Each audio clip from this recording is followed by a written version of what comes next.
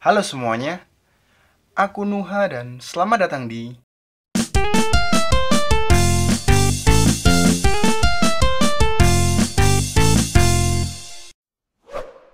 Kamu ini kerap acap kali atau gemar pergi ke diskotik? Kali ini aku bakal ngomongin sebuah film drama misteri yang bahkan sebelum penayangan perdananya tuh film ini sempat menghebohkan jagat maya. Ya gimana nggak menghebohkan jagat maya? Soalnya film ini berhasil menyabet 12 piala citra dari 17 nominasi yang dia terima. Nah, film ini sendiri berjudul Penyalin Cahaya yang tayang di Netflix pada tanggal 14 Januari kemarin. Penyalin Cahaya merupakan sebuah film yang ditulis langsung dan disutradarai oleh Bregas Banuteja dan juga merupakan film pertama atau film panjang pertama yang digarap oleh Bregas Banuteja. Nah, film ini sendiri dibintangi oleh Senina Cinamon sebagai Sur, terus ada Guilio Parengkuan sebagai Rama, lalu ada Jerome Kurnia sebagai Tarik, serta ada Ciko Kurniawan sebagai Amin. Film ini sendiri bercerita tentang seorang mahasiswi bernama Sur yang mendapatkan beasiswa untuk kuliah, namun sayangnya beasiswa itu harus dicabut karena Sur disinyalir telah melakukan perbuatan yang tidak sepantasnya dilakukan oleh mahasiswa yang memiliki beasiswa, yaitu Sur tidak berlaku dengan baik dan benar karena telah menghadiri sebuah acara pesta dan mabuk-mabukan dalam pesta tersebut, padahal pesta tersebut merupakan pesta perayaan dari kemenangan teater matahari atau teater yang digeluti oleh si Sur itu sendiri. Nah, dalam film ini kita sebenarnya diajak untuk mencari tahu siapa sih pelaku dari tersebarnya foto selfie dari Sur yang sedang mabuk dan menyebabkan beasiswa dari Sur ini dicabut. Menurutku pribadi, alur dalam film ini tuh nggak cepet-cepet banget tapi juga nggak lambat-lambat banget. Ya pas gitulah buat film dengan genre drama misteri. Kenapa aku bisa ngomong gitu? Karena menurutku pribadi, setiap penggambaran scene serta momen-momen dalam film ini tuh tergambarkan dengan sangat jelas dan juga dengan sangat rapi. Sehingga kita tuh bisa bener-bener ngerasain apa yang dirasain oleh si Sur atau karakter utama, serta kita bisa tahu tentang bagaimana sih tegangnya mencari informasi tentang siapa sebenarnya pelaku dari penyebaran foto yang menyebabkan Sur ini mendapatkan sebuah masalah. Lalu, ketika aku nonton film ini dengan durasi kurang lebih 2 jam 10 menit, aku tuh nggak merasa bosan sama sekali dan bahkan aku seperti diajak bermain teka-teki dan bermain puzzle.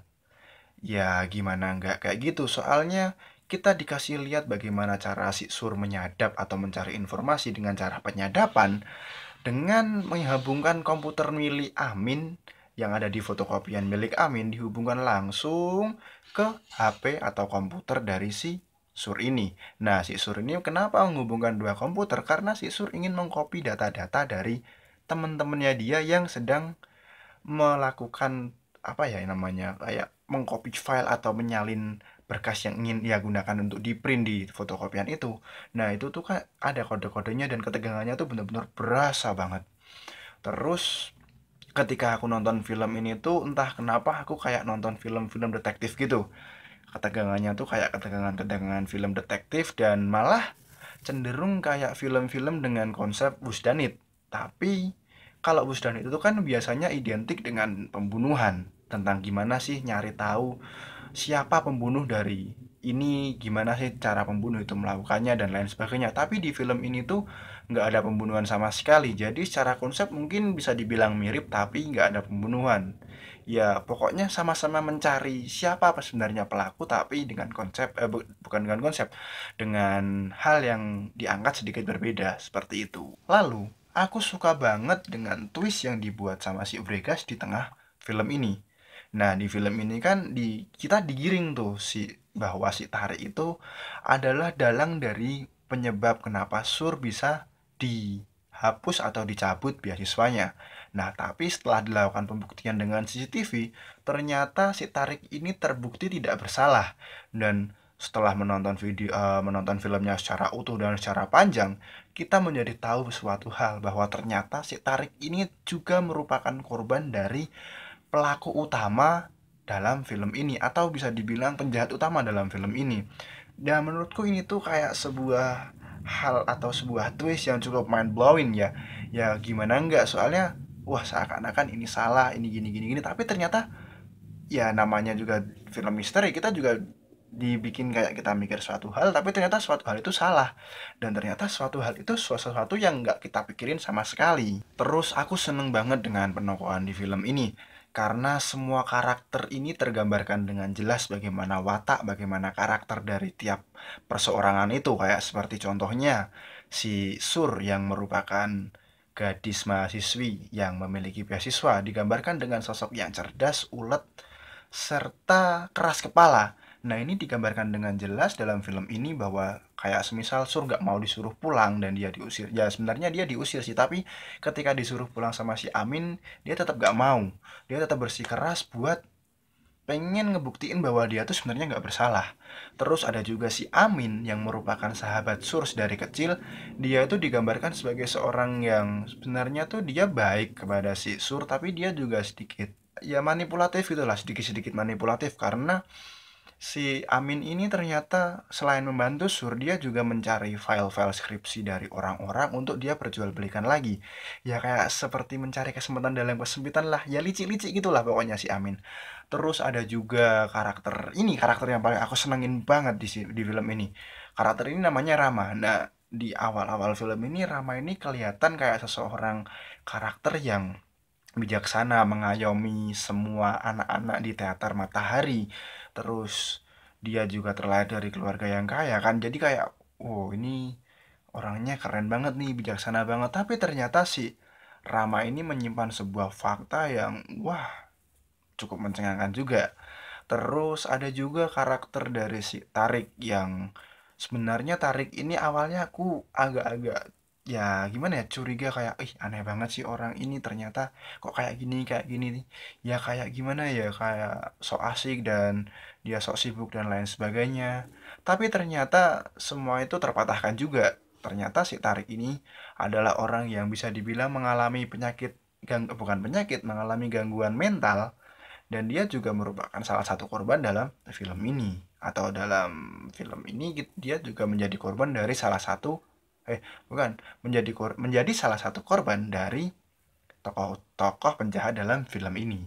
Nah, di film ini juga dihadirkan beberapa cameo dari aktor dan aktris kenamaan di Indonesia. Seperti ada si Adipati Dolken, terus ada si Ruth Maharani, serta ada Lukman Sardi. Dan tak lupa juga ada Yayan Ruhian di film ini. Nah, ngomongin soal cameo ini nih, ya namanya cameo juga mereka tuh kan berarti meranin peran-peran yang bisa dibilang kurang penting lah. Tapi kalau ngomongin kurang penting, entah mengapa aku agak kurang srek, agak kurang cocok sama peran yang diterima oleh si Lukman Sardi serta si Ruth Maharani ini. Kenapa? Karena sebenarnya tuh Lukman Sardi dan Ruth Maharani itu berperan sebagai ayah dan ibu dari si Sur. Tapi entah kenapa screen time dari kedua orang ini atau kedua aktor dan aktris ini cukup minim sekali. Bahkan ketika Lukman Sardi on screen atau ada di dalam layar dalam sebuah adegan, itu si Lukman Sardi hanya diberikan sebuah skrip untuk marah-marah.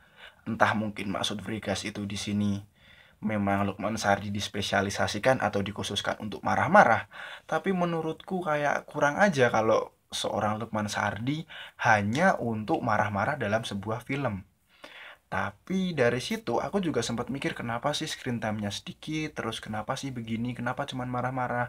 Aku sempat mikir kayak gitu, dan setelah aku mikir aku menemukan sebuah konklusi yang menurutku cukup menarik juga. Meskipun si Lukman Sardi ini memiliki screen time yang cukup sedikit dan cuman marah-marah, aku bisa menyimpulkan kalau Lukman Sardi ini berperan sebagai seorang bapak yang cukup strict atau cukup keras terhadap anaknya dan cukup lurus, atau ya bapak-bapak yang strict gitulah pokoknya. Dan ini tergambarkan dengan cukup jelas, cukup bagus dan cukup baik meskipun dengan screen time yang cukup sedikit.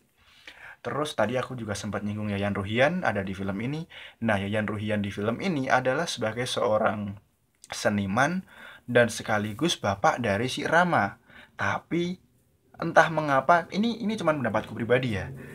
Nah, ketika aku nonton seorang Yayan Ruhian, itu mesti identik dengan sebuah adegan terus adegan gelut, adegan perkelahian dan lain sebagainya kayak gitulah. Pokoknya yang adegan aksi yang keren-keren.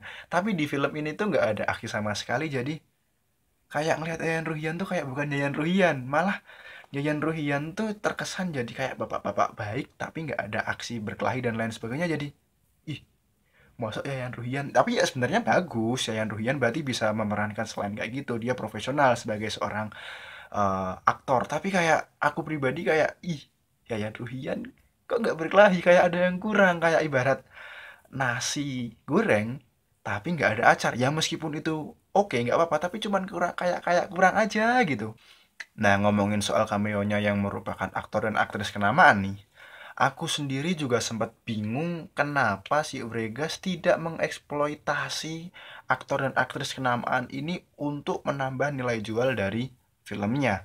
Tapi setelah aku mencoba berpikir lagi, aku menjadi menemukan sebuah konklusi yang menurutku cukup menarik, yaitu ini merupakan sebuah ajang pembuktian dari Vegas bahwasanya dalam membuat film yang bagus, membuat film yang menarik dan bisa dibilang hampir sempurna, itu tuh nggak diperlukan seorang aktor dan aktris kenamaan dengan screen time yang cukup lama atau cukup banyak, tapi cukup dengan aktor dan aktris yang bisa mendalami karakter dengan baik, serta eksekusi yang baik dan juga storyboard yang bisa dibilang luar biasa atau yang sangat-sangat menarik. Nah, menurutku kenapa si Vegas tidak menggunakan atau mengeksploitasi para cameo ini secara lebih lanjut, karena itu si Vegas ingin melakukan sebuah pembuktian bahwa aku juga bisa loh bikin film bagus tapi pakai aktor dan aktris yang bisa dibilang ya kurang kenamaan, bukan kurang kenamaan sih,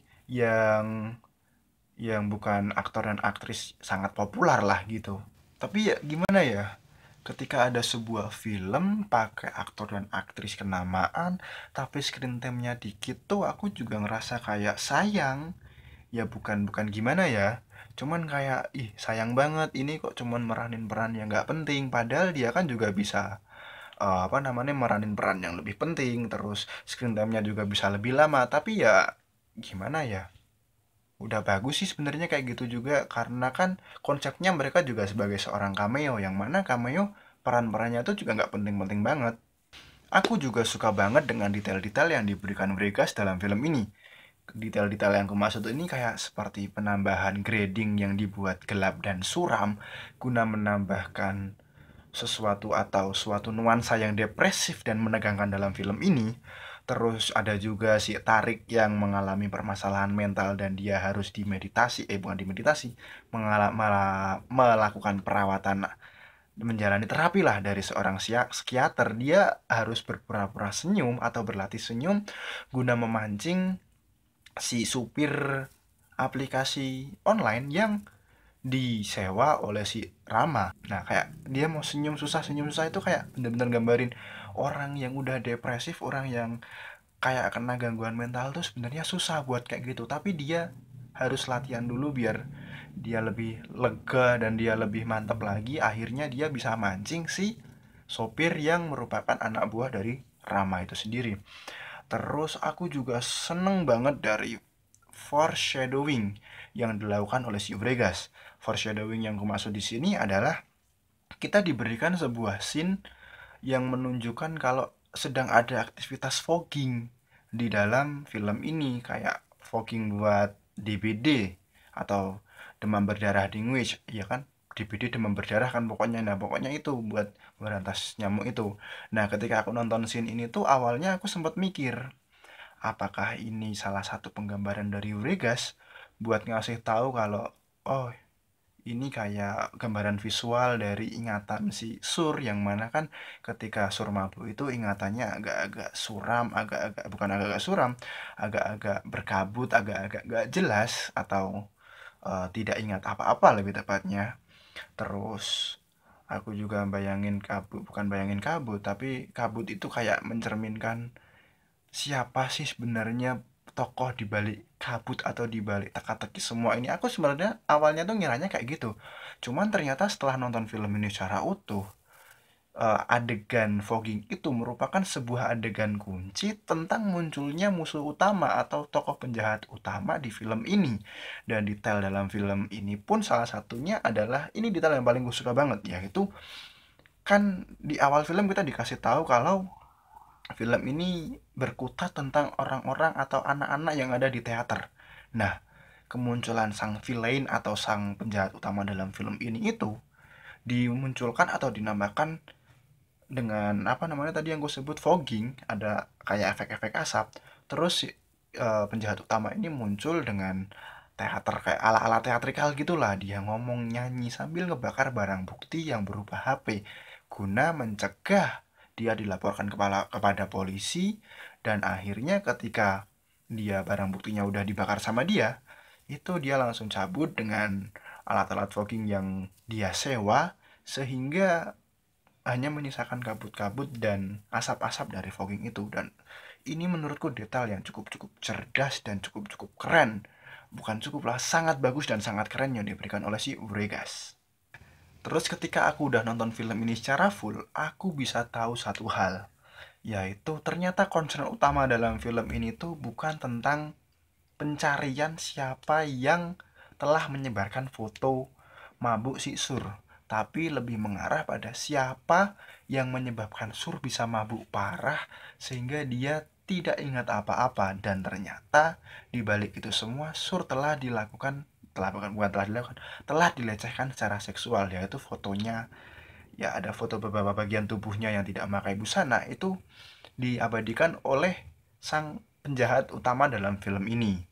Dan ternyata itu nggak cuman terjadi dengan si Sur ini, tapi ternyata ada banyak banget orang-orang yang udah dilecehkan secara seksual oleh penjahat utama dalam film ini.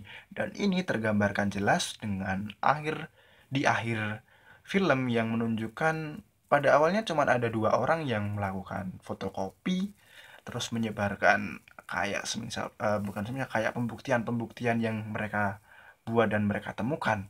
Terus mulai banyak orang yang speak up, dan ternyata itu bisa bisa kayak dibilang satu kampus cewek cowok itu kena semua. Yang menurutku itu juga cukup gila. Ya karena gimana ya, soalnya tuh di film ini juga ada juga sih kritik sosialnya tentang seorang dewan kode etik yang ketika Sur ngelaporin itu kan harusnya juga disimpan kan identitasnya, tapi malah Dewan Kode Etiknya itu membeberkan informasinya itu dan membuat Sur seakan-akan bersalah. Padahal nyatanya Sur menjadi korban. Jadi kayak kita tuh diajak tegang, kasalnya juga nambah, dan ya kayak gimana yo. Ya namanya juga lawannya juga orang kaya, orang berkuasa, ya mesti kayak gitu. Yang benar pasti salah karena orang-orang yang benar itu biasanya orang-orang yang kecil. Nah, ini juga merupakan kritik yang disampaikan Viegas dalam filmnya. Kayaknya segitu dulu yang bisa aku bahas di video kali ini. Kesimpulannya adalah, meskipun ini merupakan sebuah film panjang perdana dari Viegas, tapi Viegas tetaplah Viegas. Ia selalu menghadirkan sebuah pesan-pesan tersembunyi dalam setiap karya film yang ia buat. Dan kita sebagai seorang penonton, itu seperti diajak untuk tebak-tebakan apa sih maksud sebenarnya atau pesan sebenarnya ingin disampaikan oleh si Viegas. Terus, ya meskipun ini film yang menurutku ambisius, tapi ya cukup menjanjikan juga karena terlepas dia mendapatkan 12 piala citra dari 17 nominasinya, ini film yang benar-benar enjoyable dan dapat dinikmati. Ya meskipun ini bergenre misteri, tapi kita benar-benar menikmati setiap momen dalam film ini. Nah, jadi buat kalian orang-orang yang suka dengan film bergenre misteri, drama misteri nih, kalian wajib banget buat nonton Penyalin Cahaya ini. Oleh karena itu, kami dari Disklik akan memberikan skor 9,8. Terima kasih telah menonton video ini. Terus buat kalian yang baru pertama kali nonton video dari kami, aku persilahkan dengan sangat untuk menekan tombol subscribe agar kalian tidak ketinggalan update-update terbaru dari kami. Terus apabila kalian menyukai konten dari kami, silahkan klik tombol like. Jangan lupa tulis di kolom komentar apabila kalian punya rekomendasi baik itu series, film, anime, ataupun drama Korea yang bisa kami bahas. Dan sampai jumpa di video berikutnya.